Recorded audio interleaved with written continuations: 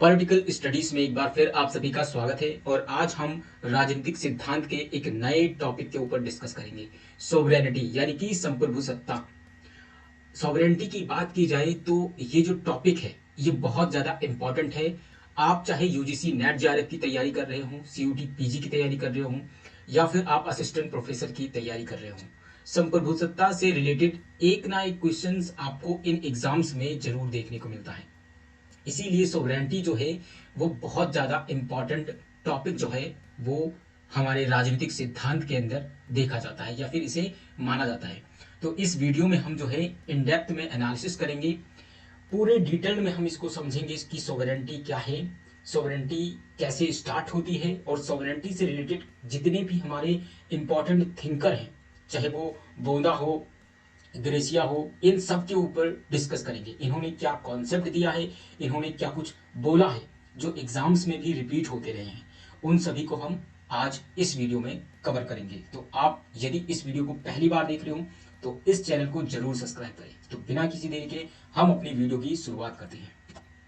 तो प्रभुसत्ता या फिर संप्रभुसत्ता, सोवरेनिटी, इस टॉपिक को आप जो है अपने रोजमर्रा के जीवन में या फिर न्यूज में आप कहीं ना कैसे आप सुनते होंगे।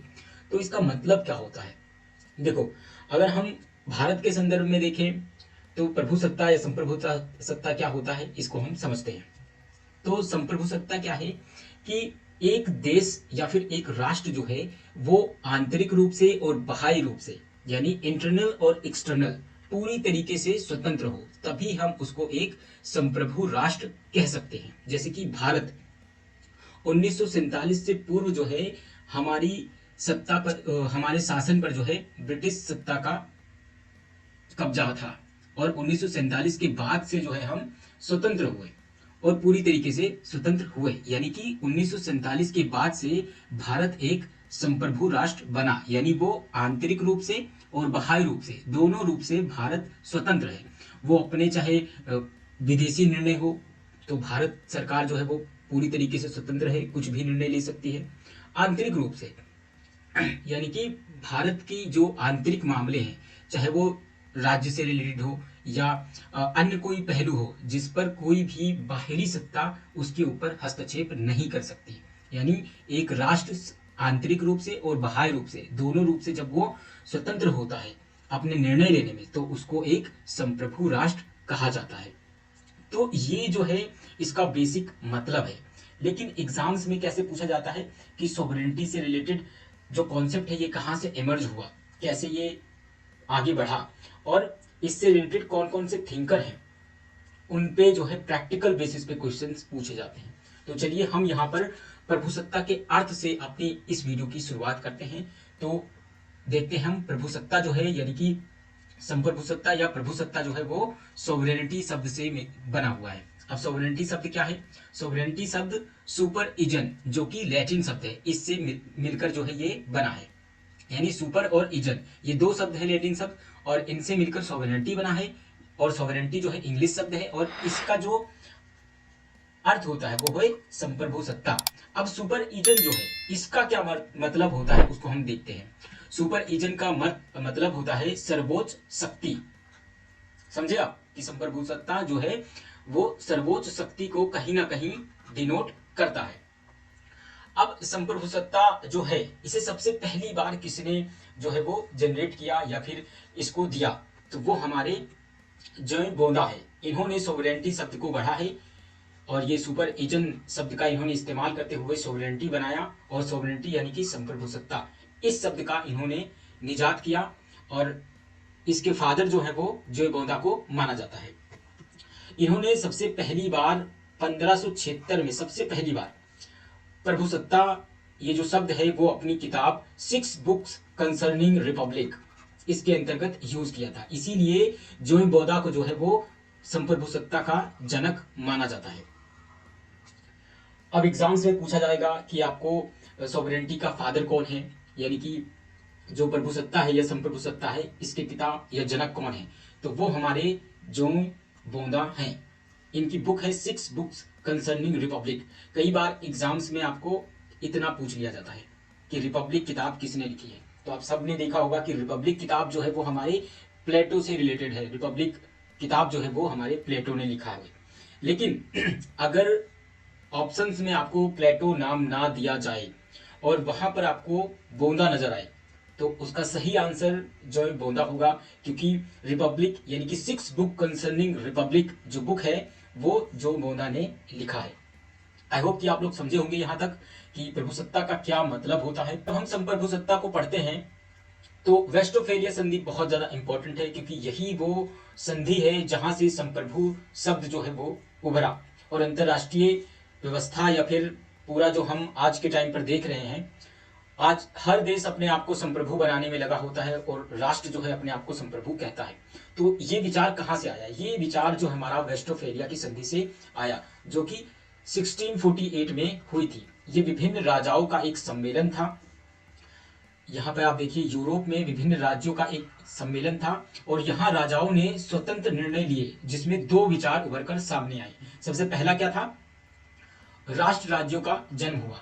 आज जो हम नेशन स्टेट की बात कर रहे हैं, तो वो शब्द कहां से आया या फिर वो विचार कहां से आया? तो वो हमारा वेस्टफेलिया की संधि से उभर कर आता है। सबसे पहला निष्कर्ष यही निकाला गया था कि राष्ट्र राज्यों का जन्म हुआ और जो प्रभुसत्ता है उसका व्यवहारिक रूप निकलकर सामने आता है कि अब राष्ट्र जो है वो अपने आप को संप्रभु कर देंगे, उनके ऊपर किसी भी अन्य विदेशी शक्ति का जो है वो शासन नहीं होगा या फिर कोई ऐसी सर्वोच्च शक्ति उस राष्ट्र के ऊपर नहीं होगी। यदि वो राष्ट्र चाहे तो अपने आप को युद्ध के मामले में या फिर कोई निर्णय लेने के मामले में संप्रभु हो सकता है या कर सकता है। अब वेस्टफेलिया की ये जो संधि है वो यूरोप में धार्मिक युद्धों का अंत किया। इसने जो है 30 वर्षों से चल रहे युद्ध को समाप्त किया था। इस संधि की अवधारणा थी कि दुनिया संप्रभु राज्यों से बनी है और संप्रभु राज्यों में बटी है।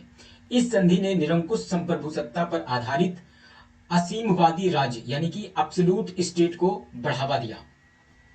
अब यहां पर एब्सोल्यूट स्टेट की बात की जाने लगी, यानी अब जो है एक राष्ट्र अपने आप को चाहे तो बहुत ज्यादा एब्सोल्यूट या असीमवादी राज्य बना सकता है और यहीं से जो है वो हमारे फांसीवादी और नाजीवादी विचारधारा भी निकलकर सामने आती है। यूरोप में 30 वर्षीय युद्ध का अंत हुआ इस वेस्टफेलिया संधि जो हुई इससे। इसने राज्य व राज्य व्यवस्था को कानूनी मान्यता दी। अब यहां से राज्य को जो है वो कानूनी रूप से रिकॉग्नाइज किया जाने लगा। इसके बाद स्विट्जरलैंड और नीदरलैंड का निर्माण हुआ। इस ट्रीटी के बाद जो है वो स्विट्जरलैंड और नीदरलैंड जो आज के टाइम पे हम देख रहे हैं, उनका निर्माण इसी संधि के द्वारा हुआ था। तो ये 3 फैक्ट जो है वो बहुत इंपॉर्टेंट है कि वेस्टफेलिया वो संधि है जिसने 30 वर्षीय युद्ध को समाप्त किया था और इसने राज्य व्यवस्था को कानूनी मान्यता प्रदान की। इसके अलावा स्विट्जरलैंड और नीदरलैंड जो आज हम एक देश के रूप में देखते हैं, उनका जन्म भी इसी संधि ने किया था। हम आगे बढ़ते हैं और अब हम यहाँ पर प्रभुसत्ता की परिभाषा को देखते हैं। ये वो परिभाषा है यहाँ पर मैंने मेंशन किया है जो एग्जाम्स में पूछे जाते हैं। तो सबसे पहले हम गार्नर को देखते हैं कि गार्नर के अनुसार इन्होंने संप्रभुता को कैसे परिभाषित किया है।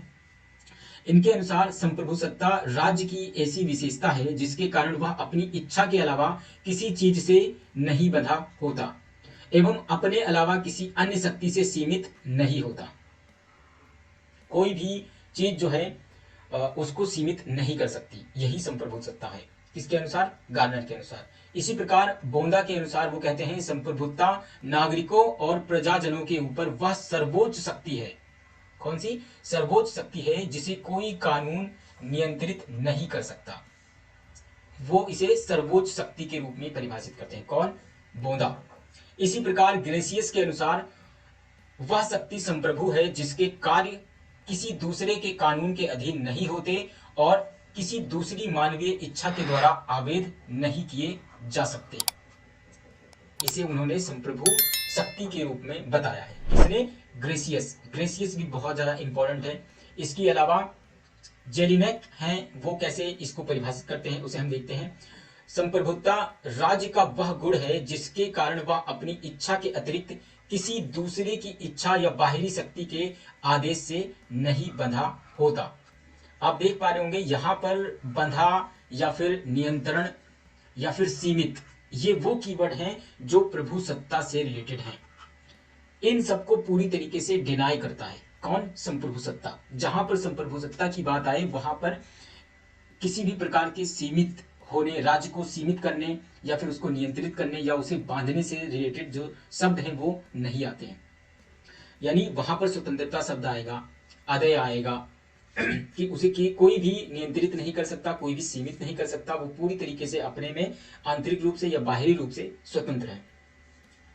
आगे बढ़ते हैं। ऐसे ही ये और तमाम विचारक हैं जिन्होंने इसे परिभाषित किया है। जैसे हमारे विलोबी हैं, जब हम पब्लिक एडमिनिस्ट्रेशन पढ़ेंगे तो हम वहां पर विलोबी के ऊपर डिस्कस करेंगे। विलोबी जो है वो संप्रभुत्व राज्य को एक सर्वोत्तम इच्छा मानते हैं। क्या मानते हैं? सर्वोत्तम इच्छा मानते हैं। इसी प्रकार से विल्सन है। विल्सन कैसे संप्रभुत्व को देखते हैं? वो बताते हैं संप्रभुत्व कानून का संप्रभुसत्ता कानूनों का निर्माण करने एवं प्रभावी बनाने वाली नित्य प्रति की क्रियाशील शक्ति है।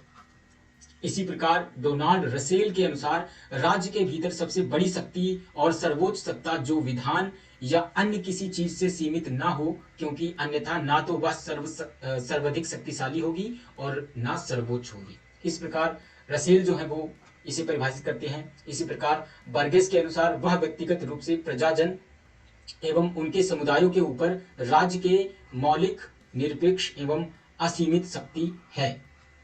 पोलाक के अनुसार संप्रभुता वह शक्ति है जो ना तो अस्थायी है और ना किसी दूसरे द्वारा दी गई है और ना ही वह किन्हीं ऐसे नियमों के अधीन है जिन्हें वह बदल ना सके। ये परिभाषा पोलाक देते हैं। इसके अलावा अब हम यहाँ पर प्रभु सत्ता की विशेषता को देखते हैं कि प्रभु सत्ता की कौन कौन से कैरेक्टरिस्टिक्स हैं जो कि प्रभु सत्ता को डिफाइन करते हैं। तो सबसे पहला है पूर्णतः, यानी कि एब्सोल्यूटनेस। ये जो है एब्सोल्यूटनेस या पूर्णतः प्रभु सत्ता की सबसे पहली विशेषता है। दूसरी है सार्वभौमिकता, यूनिवर्सलिटी। इसके अलावा अद्यता, इसके अलावा स्थायित्व, अविभाज्यता। तो ये वो तमाम विशेषताएं हैं जो मुख्य रूप से हमारी प्रभुसत्ता जो है उसको परिभाषित करती हैं। हम आगे बढ़ते हैं और अब हम यहां पर देखते हैं इसकी प्रभुसत्ता या फिर संप्रभुता की आवश्यकता क्यों है। तो यहां पर कुछ पॉइंट्स लिखे हैं, उनको हम एक एक करके देखते हैं। पहला है सार्वभौमिकता की अनुपस्थिति में राज्य के अस्तित्व की कल्पना साकार नहीं हो सकती। यानी मान लीजिए कि कोई राष्ट्र है और वहां पर सार्वभौमिकता या फिर संप्रभुता जैसा कोई भी चीज नहीं है, उसे कोई दूसरा राज्य या कोई एक व्यक्ति जो है वो आंतरिक रूप से और बाहरी रूप से, कैसे? आंतरिक रूप से और बाहरी रूप में वो हस्तक्षेप करता हो। तो क्या ऐसा माना जा सकता है कि वो राष्ट्र पूरी तरीके से संप्रभु है? बिल्कुल नहीं, क्योंकि ये मन चाहे रूप से इसके ऊपर शासन कर रहा है, चाहे वो आंतरिक रूप हो या बाहरी रूप है। या फिर ऐसा भी हो सकता है कि वो व्यक्ति या राज्य जो है केवल आंतरिक मामलों में हस्तक्षेप करता हो तो भी संप्रभु नहीं माना जाएगा। या फिर हो सकता है वो बाहरी रूप में हस्तक्षेप करता हो, चाहे उसके निर्णय हो या फिर कोई और चीज हो, तो क्या माना जा सकता है कि वो राष्ट्र संप्रभु है? बिल्कुल नहीं। पहला पॉइंट यही बताता है कि सार्वभौमिकता की अनुपस्थिति में राज्य के अस्तित्व की कल्पना करना पॉसिबल नहीं है। तो सार्वभौमिकता होना सर्वोपरि है। संप्रभुत्व तभी हो सकती है जब वो पूरी तरीके से आंतरिक रूप से और बाहरी रूप से स्वतंत्र हो। संप्रभु शक्ति द्वारा ही राज्य को अन्य समुदायों से पृथक करती है। एक स्टेट है और दूसरा स्टेट है, और ये संप्रभु शक्ति ही है जो उसे अन्य समुदायों से अलग करती है। यदि ये राष्ट्र संप्रभु है और ये नहीं है, ये समाज के अन्य समुदाय हैं, और समुदाय कैसे होते हैं कि उनके ऊपर कोई ना कोई एक सर्वोच्च शक्ति, चाहे वो व्यक्ति हो या राज्य हो, वो होता है। लेकिन राष्ट्र क्या है या राज्य क्या है? यदि वो संप्रभु है तो वो उनसे अलग रहेगी ही रहेगी। इसके अलावा तीसरा पॉइंट है सार्वभौमिकता ही राज्य को अन्य समुदायों से पृथक करती है। ये रिपीट हुआ है। राज्य में व्यवस्था तथा न्याय प्रदान करने के लिए इस प्रकार की शक्ति की आवश्यकता है जो अपने को विधि से ऊपर उठा सके। बिल्कुल सही बात है। आगे हम देखते हैं संप्रभुत्व द्वारा नागरिकता का दूसरे नागरिकों से तथा नागरिकों का राज्य के साथ संबंध स्थापित होता है। बिल्कुल सही बात है। अगला पॉइंट है संप्रभुत्व के आधार पर ही एक राज्य राज्यों के ही परिवार में अपने व्यक्तित्व की व्यापकता अनुभव करता है। यह राज्य की स्वतंत्रता का चिन्ह है। मतलब सही बात है कि ये स्वतंत्रता का चिन्ह है कि राज्य पूरी तरीके से स्वतंत्र तभी हो सकता है जब वो संप्रभु हो। जैसे कि भारत 1947 के बाद से एक संप्रभु राष्ट्र है। संप्रभुता के द्वारा ही नागरिकों में आज्ञा पालन और अनुशासन की आदतें पड़ती है। तो ये कुछ इंपॉर्टेंट पॉइंट हैं जो ये डिफाइन करते हैं कि संप्रभुता क्यों आवश्यक है। हम आगे बढ़ते हैं और अब हम यहाँ पर संप्रभुता कितने प्रकार के होते हैं उसको हम देखते हैं। सबसे पहला जो है वो है नाम मात्र या फिर औपचारिक संप्रभुता। दूसरा है वास्तविक संप्रभुता यानी रियल सोवरेनिटी। अगला पॉइंट है वैध संप्रभुता जिसे हम लीगल सोवरेनिटी कहते हैं। इसके बाद हमारा अगला पॉइंट आता है राजनीतिक सोवरेनिटी यानी कि पॉलिटिकल सोवरेनिटी की बात होती है। उसके बाद है लोकप्रिय संप्रभुता या फिर पॉपुलर सोवरेनिटी। उसके बाद अगला पॉइंट है विधि सम्मत और तथ्य सम्मत या फिर यथार्थ संप्रभुता जिसे हम आज के टाइम पे डी ज्योर और डी फैक्टो सोवरेनिटी कहते हैं। अब आगे बढ़ते हैं और संप्रभुता का जो अगला प्रकार है वो है आंतरिक या फिर बाह्य संप्रभुता, इंटरनल और एक्सटर्नल सोवरेनिटी। इसके अलावा है एकत्रित संप्रभुता और उसके बाद जो आखिरी है वो है औपनिवेशिक संप्रभुता। तो ये वो तमाम संप्रभुता के प्रकार हैं या टाइप्स हैं जो कि एग्जाम्स में पूछे जा सकते हैं। तो यहाँ पर मैंने उसे एक एक करके मेंशन किया है। और अब हम यहाँ पर संप्रभुता के प्रकार जो फेमस टाइप्स हैं जो एग्जाम्स में पूछा जाता है वो दो थिंकर हैं जो बहुत इंपॉर्टेंट हैं। पहला है स्टीफन क्रस्नर और दूसरा है एच.ई. कोहेन। इन्होंने कैसे संप्रभुता को बांटा है उसको हम समझते हैं। तो सबसे पहले जो स्टीफन क्रस्नर हैं इन्होंने संप्रभुता को 4 रूप बताए हैं। सबसे पहला है उनका कानूनी और दूसरा है परस्पर निर्भर, तीसरा है घरेलू और चौथा है इनका वेस्टफेलियन। तो ये वो 4 प्रकार हैं जो कि स्टीफन क्रस्नर के अनुसार संप्रभुता के ये 4 प्रकार हैं। ये एग्जाम्स में आपसे पूछ सकता है या फिर ये एग्जाम्स में पूछा गया है, इसीलिए मैंने यहाँ पर इसको मेंशन किया है। इसी प्रकार एच.ई. कोहेन हैं जो कि 2 प्रकार के संप्रभुता की बात करते हैं। सबसे पहला है विभाजित संप्रभुसत्ता और दूसरा है संयुक्त संप्रभुता। तो ये 2 थिंकर एग्जाम्स में पूछे गए थे, इसीलिए मैंने यहाँ पर इसको मेंशन किया। हम आगे बढ़ते हैं और अब यहाँ पर हम प्रभुसत्ता के उन 2 आयामों के ऊपर डिस्कस करेंगे जो आज के टाइम पर बहुत ज़्यादा फेमस हैं या फिर आज हम जो संप्रभुता को देखते हैं वो इन्हीं 2 आयाम पर निर्भर है। सबसे पहला है आंतरिक प्रभुसत्ता और दूसरा है बाह्य प्रभुसत्ता। अब आंतरिक प्रभुसत्ता क्या है? इसका तात्पर्य है कि राज्य अपने नियंत्रण के क्षेत्र में सर्वोच्च सत्ताधारी है। राज्य के भीतर उससे ऊपर कोई शक्ति नहीं है। राज्य के सभी व्यक्ति एवं संस्थाएं पूर्णतः राज्य के अधीन हैं। राज्य का कानून सबसे ऊपर है। इसे ही आंतरिक संप्रभुसत्ता कहा जाता है। यानी एक राज्य जो है वो एक सर्वोच्च शक्ति है अपने राज्य के अंदर, उसके ऊपर कोई भी बाहरी शक्ति या सत्ता जो है हस्तक्षेप नहीं कर सकती। इसी प्रकार बाह्य प्रभुसत्ता जो है, इस विचार का जनक, ये जो बाह्य प्रभुसत्ता है इसका जनक कौन है? हेगो ग्रेसियस। ये इसके फादर या जनक माने जा सकते हैं। इन्होंने ही बाह्य प्रभुसत्ता का यानी एक्सटर्नल सोवरेनिटी की बात ये करते हैं। इसका निहितार्थ है कि राज्य किसी विदेशी आधिपत्य के नियंत्रण से मुक्त होता है। ग्रेसियस जो हैं, इनकी प्रमुख किताब है on the law of war and peace जो कि 1625 में पब्लिश होती है। इस किताब के अंतर्गत ही उन्होंने बाह्य प्रभुसत्ता या फिर एक्सटर्नल सोवरेनिटी की बात इन्होंने की है। हम आगे बढ़ते हैं। अब हम यहाँ पर प्रभुसत्ता की प्रकृति के सिद्धांत के ऊपर डिस्कस करेंगे। ये 2 जो सिद्धांत है जिसे हम मोनिस्टिक थ्योरी, संप्रभुता का एकलवादी सिद्धांत कहते हैं, और दूसरा जो है वो प्लुरलिस्टिक थ्योरी, संप्रभुता का बहुलवादी सिद्धांत कहते हैं। ये दोनों एग्जाम्स में रिपीट होते रहे हैं, इसीलिए यहाँ पर इसको मैंने बताना बहुत ज्यादा इंपॉर्टेंट समझा है। तो संप्रभुसत्ता या एकलवादी सिद्धांत, मोनिस्टिक थ्योरी जो है, ये अद्वैतवादी सिद्धांत जितने हैं जिन्होंने दिया है, जिसमें बोंदा, Grotius, Thomas Hobbes, Bentham, Austin, ये इससे रिलेटेड है। इन्होंने संप्रभुता का एकलवादी सिद्धांत दिया और ये इससे रिलेटेड है। अगर आपको क्वेश्चंस में ये पूछा जाए कि संप्रभुता का एकलवादी सिद्धांत या फिर मोनिस्टिक थ्योरी से कौन कौन से थिंकर हैं जो रिलेटेड हैं, तो उसमें आप बोंदा, ग्रेसियस, थॉमस हॉब्स, बेंथम और ऑस्टिन, इनका नाम याद कर लें।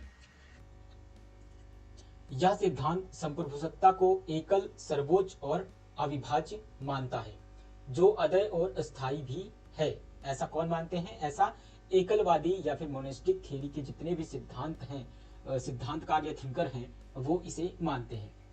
संप्रभुता की इन विशेषताओं का सहारा लेकर यूरोप में निरंकुश राजतंत्र का उदय हुआ, जिन्होंने मर्यादित संप्रभुता का प्रयोग किया तथा विभिन्न सामाजिक संघों व लोगों की स्वतंत्रताओं व अधिकारों को कुचल डाला।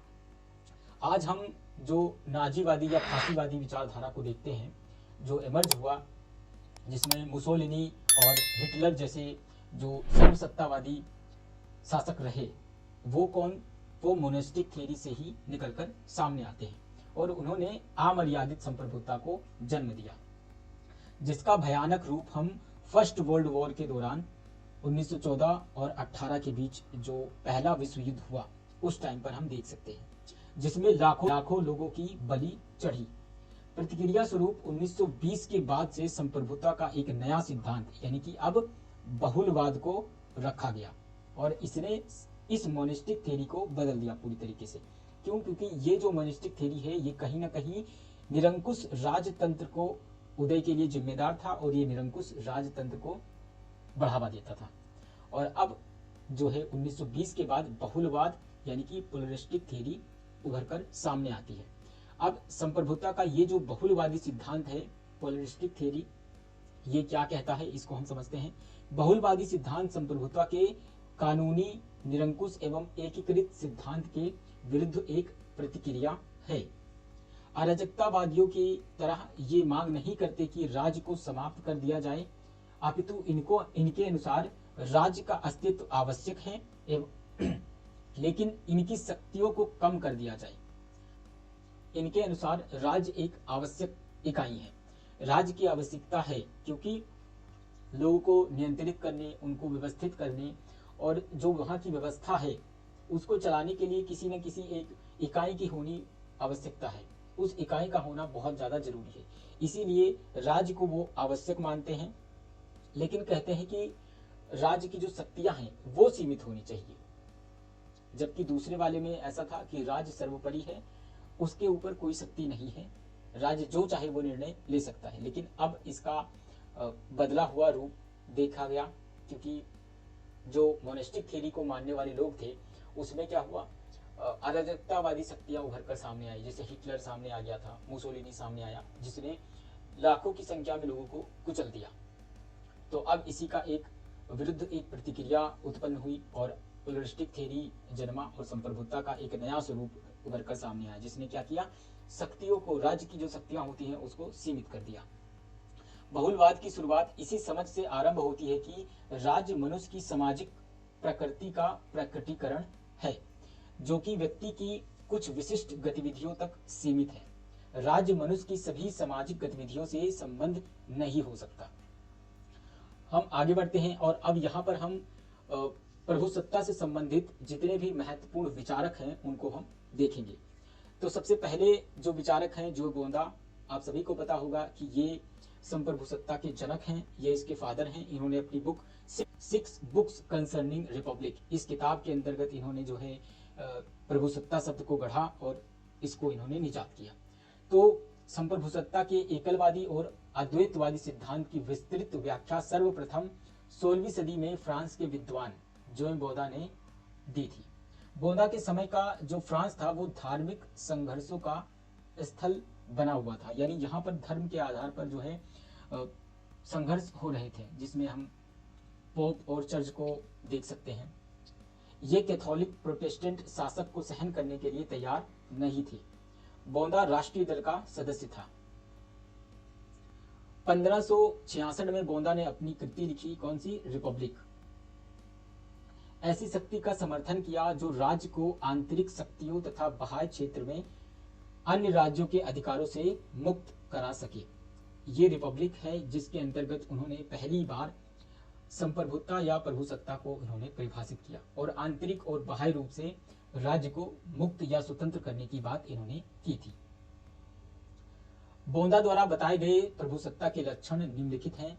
किस प्रकार से बोंदा ने जो है प्रभुसत्ता को परिभाषित किया और कुछ लक्षण बताएं, कुछ सिम्टम्स बताएं कि संप्रभुता के अंतर्गत ये होना चाहिए, तो उसे हम यहाँ पर देखते हैं।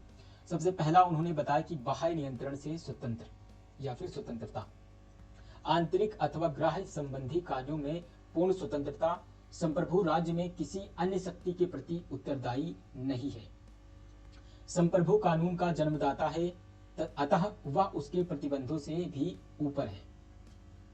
अगला पॉइंट है संप्रभु सत्ता असीमित और निरंकुश है, इसके ऊपर कोई और शक्ति नहीं है। पृथ्वी पर अन्य शक्ति के प्रति उसे उत्तरदायी नहीं ठहराया जा सकता। जो संप्रभु सत्ता है वो अविभाज्य है, यानी कि उसे तोड़ा नहीं जा सकता या फिर उसे बांटा नहीं जा सकता। संप्रभुता अस्थायी एवं सर्वव्यापक है, ये एक परमानेंट है और यूनिवर्सल है, यानी संप्रभुसत्ता जो है वो पूरी तरीके से एक राज्य को एक सर्वोच्च शक्ति के रूप में परिभाषित करता है या उसे बनाता है। तो सर्वोच्च शक्ति के रूप में जो है बोंदा ने प्रभुसत्ता को परिभाषित किया है। बोंदा जो है वो संप्रभुता की कुछ विशेषताएं बताते हैं, ये एग्जाम्स में पूछा जा सकता है, इसीलिए यहाँ पर मैंने बोंदा के अनुसार जो संप्रभुसत्ता की विशेषताएं हैं वो इस प्रकार से हैं।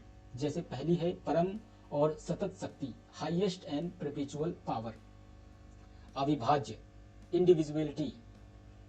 तीसरा है विधियों के बंधन से मुक्ति, freedom from the binding force of law. चौथा है संप्रभुसत्ता का निवास जनता में, sovereignty residence in the people. इसके अलावा जॉर्ज सेवाइन बहुत ज्यादा इंपॉर्टेंट है, इनकी ये जो किताब है a history of political theory जो कि 1937 में पब्लिश होती है, ये किताब बहुत ज़्यादा इंपॉर्टेंट है। मैंने अपनी पिछली वीडियोस में भी इस किताब के बारे में डिस्कस किया है, क्योंकि ये आपका यूजीसी नेट जेआरएफ के एग्जाम्स में बार बार रिपीट हुआ है। इसी तरह से जो सीयूटी पीजी का एग्जाम होता है, एंट्रेंस एग्जाम होता है, उसमें भी ये किताब रिपीट हुई है। इसलिए आप सेवाइन की ये किताब जो है वो याद रखें, a history of political theory, जो कि 1937 में पब्लिश होती है, ये सेवाइन की किताब है। इन्होंने बोंदा की प्रभुसत्ता पर 3 बंधन बताए हैं कि अभी जो हमने बोंदा का संप्रभुसत्ता देखा, इस पर सेवाइन टिप्पणी करते हैं और इसके ऊपर 3 बंधन बताते हैं। और सेवाइन बताते हैं ये वो 3 बंधन हैं जो कि इसे पूर्ण संप्रभुत्व नहीं बनाते, कि यदि पूर्ण संप्रभुत्व चाहिए तो ये जो बोंदा है इनके ये 3 पॉइंट्स जो इन्होंने बताए हैं ये हटा दिया जाए, तभी संप्रभुत्व जो है वो पूरी तरीके से एब्सोल्यूट सोवरेनिटी बन सकती है। तो सबसे पहला है ईश्वरीय कानून या फिर प्राकृतिक कानून, ये बोंदा मानते हैं अगर इसे हटा दिया जाए सेवाइन के अनुसार तो ये पूर्ण संप्रभुत्व बन सकता है। दूसरा है देश के संवैधानिक कानून एवं परंपराएं, अगर इसे हटा दिया जाए तो पूर्ण संप्रभुत्व बन जाएगा। कौन मानता है ऐसा? सेवाइन मानते हैं। और तीसरा संपत्ति का अधिकार। क्वेश्चंस इसके अंदर जो बनेगा वो कुछ इस तरीके से बन सकता है कि या तो वो सीधे पूछ लेंगे कि सेवाइन के अनुसार संप्रभुसत्ता के ऊपर 3 बंधन कौन कौन से लगाए गए हैं, तो ये वो 3 बंधन हैं, या फिर जो बोंदा का जो संप्रभुत्ता है उस पर कटाक्ष करते हुए सेवाइन ने कौन से पॉइंट्स बताए हैं, तो भी ये है, ये 3 पॉइंट्स आपसे पूछ लिया जाएगा। या फिर इस प्रकार से पूछा जा सकता है कि सेवाइन ने जो है a history of political theory के अंतर्गत बोंदा की आलोचना करते हुए कौन कौन से पॉइंट्स बताए हैं, तो भी जो है ये वो 3 पॉइंट्स हैं जो दे दिया जाएगा और कहा जाएगा कि इसमें से कौन से पॉइंट नहीं है या इसमें से कौन से पॉइंट हैं। तो इसे आप याद रखें, संप्रभुत्ता के संदर्भ में सेवाइन का क्या कॉन्सेप्ट है या फिर उन्होंने क्या विचार जो है वो दिया है। अब हम यहाँ पर जो है थॉमस हॉब्स के बारे में देखेंगे कि थॉमस हॉब्स ने संप्रभुत्ता संबंधी कौन कौन से विचार रखे हैं। तो आप सभी को पता होगा कि लिवियाथन किताब जो है वो हमारे थॉमस हॉब्स ने लिखी है। ये 1651 में ये किताब इन्होंने पब्लिश किया था, लिखा था ये किताब, और इस किताब में ही इन्होंने जो है संप्रभुत्व संबंधी अपने विचार दिए हैं। थॉमस हॉब्स जो है वो लिवियाथन में दो प्रकार की संप्रभुता की बात करते हैं। जब हम अपने वेस्टर्न पॉलिटिकल थॉट की सीरीज कवर कर रहे थे, वहां पर मैंने थॉमस हॉब्स के बारे में इन डेप्थ में आपको बताया था। अगर आपने नहीं देखी है वीडियो तो उस वीडियो को आप जरूर देखें। वहां पर हमने लिव्याथन के ऊपर डिस्कस किया था, कैसे जो थॉमस हॉब्स हैं ये लिव्याथन में प्राकृतिक अवस्था के बारे में बताते हैं, मनुष्यों के स्वभाव के बारे में बताते हैं, और उसमें वो बताते हैं कि राज्य कैसे बना, कैसे मनुष्यों ने प्राकृतिक अवस्था में जो युद्ध की अवस्था थी, इस युद्ध की अवस्था से निकलने के लिए उन्होंने आपस में मिलकर एक समझौता किया, और उस समझौते की बुनियाद पर जो है राज्य की और सरकार की स्थापना होती है। और उसी समझौते के बुनियाद पर ही उन्होंने संप्रभुत्व के बारे में बताया था, जहां पर दो प्रकार की संप्रभुत्व स्थापित होती है। उसके बारे में दो प्रकार बताते हैं बेसिकली। पहला स्थापित इंस्टीट्यूटेड सोवरेनिटी, और दूसरा अर्जित संप्रभुत्व या एक्वायर्ड सोवरेनिटी। अब हम पहला जो उनका है स्थापित जो संप्रभुत्व है वो क्या है उसके बारे में बात करते हैं। बताते हैं कि जब लोग मिलकर आम सहमति से अपने अधिकार कॉमनवेल्थ को सौंप दे तो यह स्थापित संप्रभुत्व होती है। अब कॉमनवेल्थ क्या है? कॉमनवेल्थ वो राज्य को बताते हैं, राज्य को कॉमनवेल्थ बताते हैं, क्योंकि इन्होंने जो अपना प्राकृतिक अवस्था के बारे में बताया, उन्होंने बताया था कि प्राकृतिक अवस्था जो है वो युद्ध की अवस्था है। यहाँ प्रत्येक व्यक्ति दूसरे व्यक्ति के साथ उसका युद्ध का संबंध है।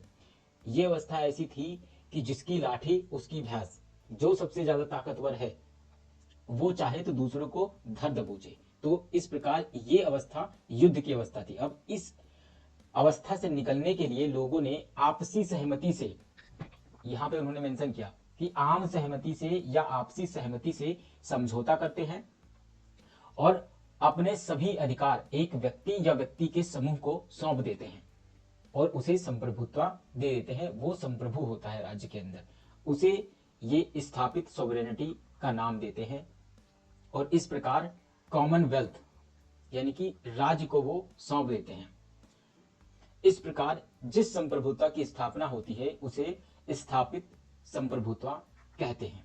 और दूसरी संप्रभुत्व की बात करते हैं वो अर्जित या फिर एक्वायर्ड सोवरेनिटी की बात करते हैं। वो बताते हैं कि जब लोग मृत्यु के भय से संप्रभु को प्राधिकार दे दे, यानी अब इनके बीच कोई आम सहमति नहीं है या वे स्वेच्छा से अपने अधिकार नहीं दे रहे हैं, बल्कि उनको डर है कि यदि मैंने अपने ये अधिकार इसको नहीं दिए या इसने जो चीज कह रहा है उस चीज को नहीं माना तो ये मुझे दंड देगा, ये मुझे मृत्यु भी दे सकता है।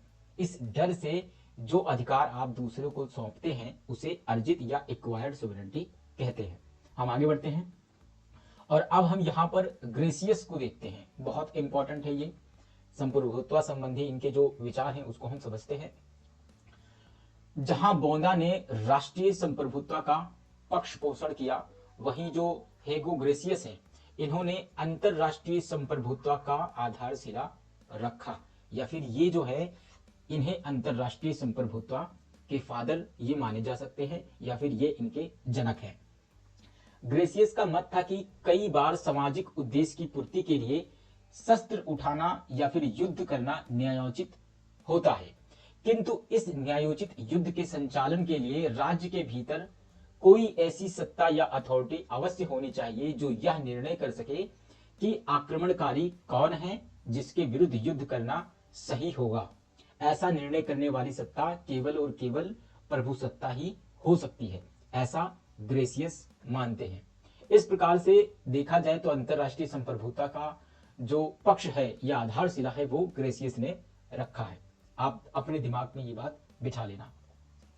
ग्रेसियस के अनुसार संप्रभुता केवल नेशन स्टेट राष्ट्र राज्य की विशेषता नहीं है। उसके अनुसार जिस प्रकार प्रत्येक नागरिक राज्य की संप्रभुत्व तथा उसके कानून के अधीन रहता है, उसी प्रकार प्रत्येक राज्य को, राज्य से मतलब यहाँ पर देश से है। जब हम अंतरराष्ट्रीय व्यवस्था या अंतरराष्ट्रीय संबंधों के बारे में पढ़ रहे होते हैं तो राज्य की बात की जाती है। जब राज्य बोला जाए तो इसका मतलब होता है पूरे एक देश या एक राष्ट्र की बात की जा रही है। प्रत्येक राज्य या राष्ट्र को अंतरराष्ट्रीय समाज की संप्रभुता स्वीकार करनी चाहिए और स्वेच्छापूर्वक अंतरराष्ट्रीय कानून तथा प्राकृतिक न्याय के अनुसार अपना आचरण करना चाहिए। तो ग्रेसियस हैं जो पूरी तरीके से अंतरराष्ट्रीय संप्रभुता की बात करते हैं। वो कहते हैं कि संप्रभुता केवल नेशन और स्टेट की विशेषता नहीं है, बल्कि वो बताते हैं, तर्क भी देते हैं कि जिस प्रकार प्रत्येक नागरिक राज्य में रहते हुए राज्य की जो संप्रभुता है उसको स्वीकार करता है, उसके अधीन जितने कानून होते हैं उसको वो मानता है, उसी प्रकार से एक स्टेट जो है, यानी एक देश जो है, वो अंतरराष्ट्रीय संप्रभुत्व जो है या अंतरराष्ट्रीय समाज की जो संप्रभुत्व है उसको वो स्वीकार करे और उसे अंतरराष्ट्रीय कानून के अधीन चलना चाहिए और प्राकृतिक कानून जो है उसको स्वीकार करके चलना चाहिए, उसे ये चीज मानना चाहिए। और इसके लिए वो कारण भी बताते हैं। वो बताते हैं कि आधारभूत सामाजिक आवश्यकताएं व्यक्तियों के लिए राज्य की सदस्यता है उसे आवश्यक बनाती हैं और वही अंतरराष्ट्रीय समाज को जन्म देती हैं। जो इस प्रकार कहा जा सकता है कि ग्रेसियस ने अंतरराष्ट्रीय संप्रभुत्व का शिलान्यास किया। हम आगे बढ़ते हैं और अब हम यहाँ पर अल्थुजियस से संबंधित जो इनके विचार हैं संप्रभुत्व संबंधी उसे हम देखते हैं। अल्थुजियस ने सर्वप्रथम संघवाद और लोकप्रिय संप्रभुत्व स्फीयर सॉवरेनिटी में परस्पर संबंधों को स्पष्ट किया। इन्होंने किसमें? संघवाद और लोकप्रिय संप्रभुत्व, इसके बीच परस्पर संबंधों को उजागर किया और सबके सामने रखा था। तो ये कहीं ना कहीं स्फीयर सॉवरेनिटी से जुड़े हुए हैं, ये बात आप याद रखना। उनके अनुसार संप्रभुत्व ऐसा कार्य करने की सर्वोच्च और सर्वोपरि शक्ति है जो राज्य के सदस्यों के भौतिक और आध्यात्मिक कल्याण, किसकी? मटेरियल और स्पिरिचुअल वेलफेयर की ये बात कहते हैं कि राज्य के सदस्यों के भौतिक और आध्यात्मिक कल्याण के लिए आवश्यक हो। राज्य में ऐसी संप्रभुत्व कुछ कार्य करने के लिए सर्वोपरि है, यानी कि सर्वोच्च है। और वो कार्य कौन कौन किससे संबंधित हो सकते हैं? वो काम भौतिक और आध्यात्मिक कल्याण से जुड़े हो सकते हैं। ऐसे मामलों में राज्य जो है वो सर्वोच्च और सर्वोपरि शक्ति होगा। चूंकि राज्य की उत्पत्ति अनुबंध या फिर समझौते से होती है, इसीलिए राज्य के सदस्यों के कल्याण के लिए संप्रभुत्व का प्रयोग अनिवार्य है। मूलतः संप्रभुत्व राज्य के सभी सदस्यों में निहित होती है, हालांकि समय समय पर कोई विशेष निकाय इसका प्रयोग करता है। ऑस्टिन को अब हम यहाँ पर देखेंगे। ऑस्टिन जो है वो बहुत इंपॉर्टेंट है, इनकी किताब भी जो है कई बार एग्जाम्स में पूछी गई है। तो हम देखते हैं ऑस्टिन का संप्रभुत्व संबंधी क्या विचार है। ऑस्टिन को संप्रभुत्व का अद्वैतवादी विचारधारा के सबसे प्रमुख समर्थक में गिना जाता है। अद्वैतवादी विचारधारा, वह एक और तो संप्रभुत्व को रूसों की भांति समान इच्छा में देखते हैं, वहीं दूसरी तरफ ऑस्टिन जो है वो संप्रभुत्व को इस सत्य को भी स्वीकार करता है कि पूर्ण रूप से विकसित समाज में कोई निश्चित मानव या फिर मानव का एक समूह जरूर होना चाहिए जो इस अंतोगत कानून को लागू करने और मनवाने की शक्ति हो और जिसके ऊपर कोई कानूनी नियंत्रण नहीं हो सकता, यानी वो कानून से ऊपर होगा। अब हम इसे समझते हैं कि इनका क्या कहना है। इनका कहना है कि एक तरफ तो ये रूसों की तरह समान इच्छा में विश्वास रखते हैं कि संप्रभुत्व जो है वो सभी व्यक्तियों में सीमित होती है और वो समान इच्छा की तरह होती है। वहीं दूसरी तरफ वो इस बात को भी स्वीकार करते हैं कि समान इच्छा में शक्ति किसके पास है ये किसी को नहीं दिखता है। ये दूसरी तरफ इस बात को स्वीकार करते हैं कि समान इच्छा में जहां शक्ति किसके पास है ये नहीं दिखता है। वो मानते हैं कि राज्य को चलाने के लिए एक संप्रभुत्व होना आवश्यक है, एक व्यक्ति या व्यक्तियों का एक समूह हो जिसके पास संप्रभु शक्ति होनी चाहिए, उसके पास ये अधिकार होना चाहिए कि वो समाज के अंदर कोई भी निर्णय ले सकता है स्वतंत्रता पूर्वक, और वो जो निर्णय लेगा वो सर्वोपरि होगा, वो कानून के नियंत्रण से आगे होगा। ठीक है, अब इसके लिए वो तर्क भी प्रस्तुत करते हैं, उस तर्क को हम देखते हैं। वो कहते हैं कि इंग्लैंड में संप्रभुत्व ना तो राज मुकुट में है और ना ही लोगों में निवास करती है, अपितु संसद में राजा मोनार्की इन पार्लियामेंट में निवास करती है। इसे संसदीय संप्रभुत्व पार्लियामेंट्री सोवरेनिटी के सिद्धांत का उद्भव माना जा सकता है। वो बताते हैं इंग्लैंड में संप्रभुत्व जो है ना तो राज मुकुट में है, वहां के राजा में है, और ना ही लोगों में निवास करती है, बल्कि संप्रभुत्व कहां पर है? संसद में है। पार्लियामेंट जो भी निर्णय ले ले उसको सर्वोपरि होगा, वो सब माना ही माना जाएगा, कुछ भी हो जाए। यहीं से संसदीय संप्रभुत्व पार्लियामेंट्री सोवरेनिटी का जो सिद्धांत है या जो विचार है वो निकलकर सामने आता है। तो पार्लियामेंट्री सोवरेनिटी से संबंधित कौन से विचारक हैं, वो हमारे ऑस्टिन हैं। ये एग्जाम्स में पूछा जा सकता है। अब ऑस्टिन ने संप्रभुत्व की कुछ विशेषताएं बताई हैं जो एग्जाम्स में पूछी जा सकती हैं। सबसे पहला है कि संप्रभुत्व कोई निश्चित मनुष्य होना चाहिए। जैसा कि अभी मैंने बताया कि रूसो बता देते हैं कि सामान्य इच्छा की अवधारणा दे देते हैं और बताते हैं समाज में जो है समान इच्छा से स्टेट चलना चाहिए, जो भी निर्णय लिए जाएंगे, जो भी फैसले लिए जाएंगे वो समान इच्छा से लिए जाएंगे। लेकिन यहाँ पर ऑस्टिन इस बात को पूरी तरीके से डिनाई कर देते हैं कि नहीं, समान इच्छा जो है एक लुप्त इच्छा है, वो दिखती नहीं है समाज में कि किसके पास शक्ति है। वो बताते हैं कि संप्रभु अगर है कोई तो वो एक निश्चित मनुष्य होना चाहिए जिसको वो सर्वोपरि होगा, उसके ऊपर कोई भी कानून उसे नियंत्रित नहीं कर सकता है, वो पूरी तरीके से स्वतंत्र है अपने निर्णय लेने के लिए। तो संप्रभु कोई मनुष्य होना चाहिए, ये इनकी पहली विशेषता है। दूसरा, संप्रभु सर्वोपरि है, उसके ऊपर कोई नियंत्रण नहीं होगा, उसका फैसला अंतिम फैसला होगा। प्रभुसत्ता अखंडित, अनियंत्रित, अविभाज्य और अस्थायी है। संप्रभु के आदेश ही कानून हैं। तो ये प्रमुख विशेषताएं हैं जो कि ऑस्टिन ने बताई है। अब हम यहां देखते हैं कुछ इंपॉर्टेंट चीजें। जैसे 19वीं सदी में ही जॉन ऑस्टिन ने प्रभुसत्ता का कानूनी सिद्धांत देकर प्रभुसत्ता की सर्वोच्च व्याख्या की। यहां पर इंपॉर्टेंट है कि प्रभुसत्ता का कानूनी सिद्धांत किसने दिया। तो सबसे पहले कानून के साथ इसे किसने जोड़ा, हमारे ऑस्टिन ने। ऑस्टिन इंग्लिश उपयोगितावादी दार्शनिक हैं, ये एक और इंपॉर्टेंट फैक्ट है। इसके अलावा ऑस्टिन के पश्चात अद्वैतवादी या एकल संप्रभुता की व्याख्या जो है वो हमारे डाइसी, जेम्स ब्राइस और हॉलैंड, इन लोगों ने व्याख्या इसकी की थी या इसके बारे में विचार दिए थे। इसीलिए इन्हें नव ऑस्टिनवादी भी कहा जाता है। इंपॉर्टेंट है, पूछा जा सकता है कि थिंकर्स के नाम दे देगा आपको और पूछेगा कि इनमें से नव ऑस्टिनवादी कौन से विचारक हैं। तो आप याद रखें, डाइसी, जेम्स ब्राइस और हॉलैंड, इन्हें नव ऑस्टिनवादी कहा जाता है। जॉन ऑस्टिन की प्रसिद्ध कृति है लेक्चर ऑन ज्यूरिस्प्रूडेंस। ये बहुत ज्यादा इंपॉर्टेंट किताब है इनकी। ये जो है आपका जेएनयू पीएचडी एंट्रेंस में जो है ये किताब आपसे पूछा गया था। 1832 में इनकी ये किताब पब्लिश होती है। ये दिया गया था, पूरी किताब का नाम नहीं, लेकिन ये वर्ड आपका दिया गया था खाली, ऑन ज्यूरिस्प्रूडेंस जो है ये किससे संबंधित है। तो ये हमारे ऑस्टिन हैं, जॉन ऑस्टिन ने ये किताब ही पूरी लिखी है या ये थ्योरी दी है। तो ये थिंकर इससे जुड़े हुए हैं। हम आगे बढ़ते हैं और अब हम यहाँ पर संप्रभुत्व संबंधी जितने इंपॉर्टेंट फैक्ट हैं जो एग्जाम से रिलेटेड हैं और एग्जाम के लिए बहुत ज्यादा इंपॉर्टेंट है, उसे अब हम यहाँ पर वन बाय वन समझते हैं।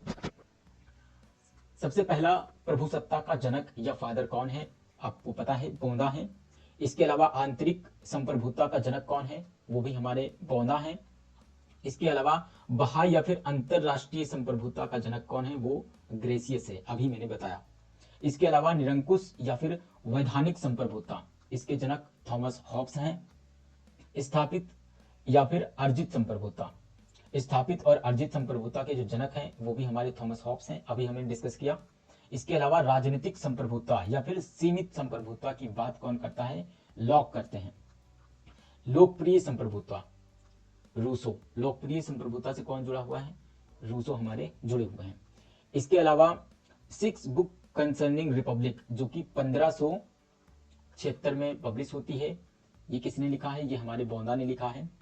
लेक्चर ऑन ज्यूरिस्प्रूडेंस, ये 1832 में पब्लिश होती है, ये कौन, ऑस्टिन ने ये किताब लिखी है।